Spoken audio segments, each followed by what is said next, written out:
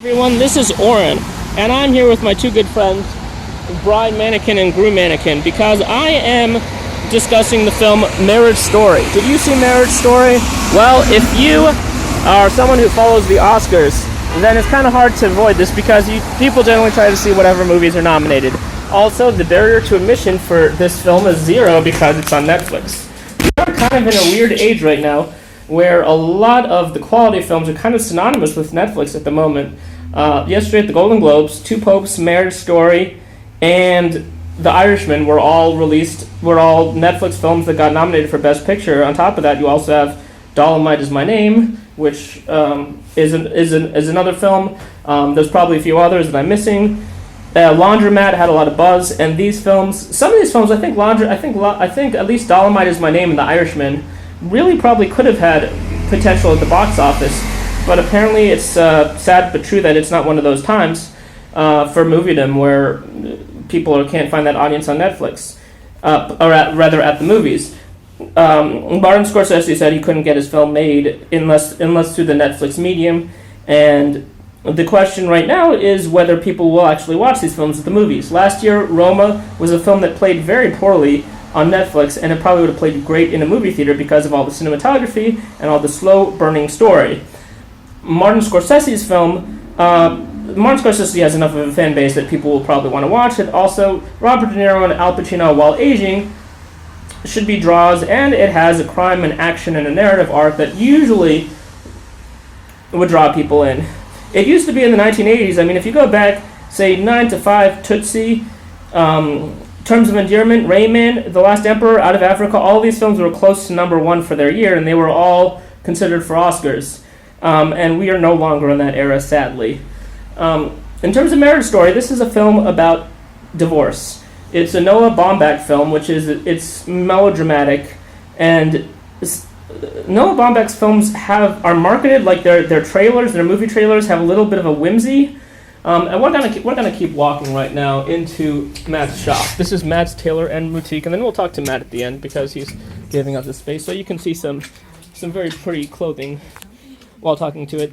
And it's a film that actually advertises itself as kind of happy, but it's a film that's a very serious study. It's somewhat theatrical, and there aren't that many films that deep dive into divorce like this does.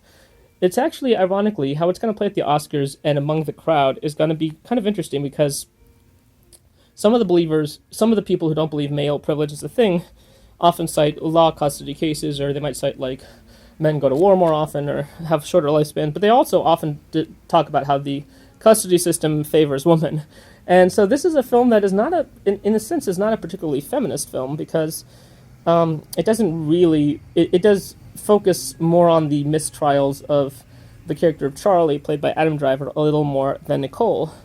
When it does, but however, and there have been a bunch of think pieces and debates over Twitter about who gets the shorter end of the stick. In my opinion, I think the film is a critique of the legal system. Perhaps the two bad people in the film, well, are Ray Liotta's character and Laura Dern's character, who are lawyers who they have a little bit of personal glory at stake. They want to gnaw at the system while bankrupting their clients. The film shows you divorce can be messy, and there's a pedagogical, there's a social instructional value to it. Because I don't think everyone can realize that. Everyone can appreciate, and even people who've been close to it can appreciate such a thing. It's a film that rests. It also the character of Julie Haggerty, Scarlett Johansson's mother, is also a really interesting character to show what an unconventional situation this is. In this case, divorce has somewhat of a messy through line where the characters aren't as divided as they should be.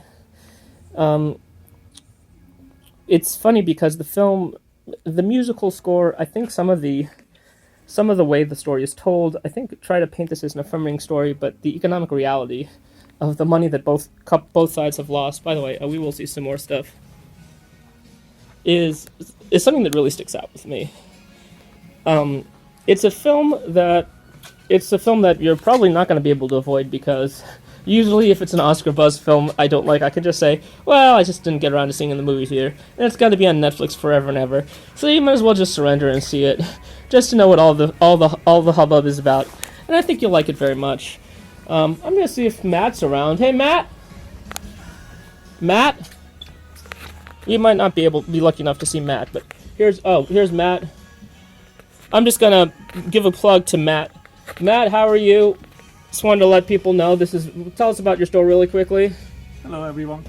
Yeah, I'm Matt. I'm the tailor here in Falls Church.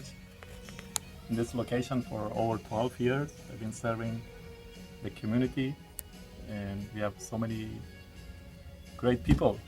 What do you think, Matt, is worse? Do you think marriage can be really expensive? What do you think is more expensive, marriage or divorce? I think both. Both are really expensive. But the marriage is worth it to spend all that money, not for divorce. The divorce is not worth it. Yeah. Exactly. Well, we just saw there's a movie called Marriage Story which talks about how divorce can definitely take a lot out of people. So, exactly. And when you see people, you sometimes have a feeling if they're going to make it or not. Well, the divorce has a two type of cost. One is financially. Yeah. And one is I think mentally hurt you too. You know, I mean, it's very. And I'm sure you hope for when couples come here, because you're in the industry of marriage, you probably hope they'll make it. But maybe sometimes you see that maybe they might not. Some couples might have a better chance than others. Yeah, of course. I mean, I've been dealing with so many people. One day they come to fix their dress here, or they renting tuxedo for their wedding. Month later, they come and they say everything is canceled, and they break up. And oh wow! And wait? So they get a little bill for that, or they get the whole bill? Do they have to pay for everything? Yeah, I mean, I have to do the service, so yeah. I have to get paid for my time, right? Yeah, so marriage, definitely be careful. Don't go. Yeah, at least you get a little bank from it. But yeah, definitely be careful before you invest in those suits and stuff.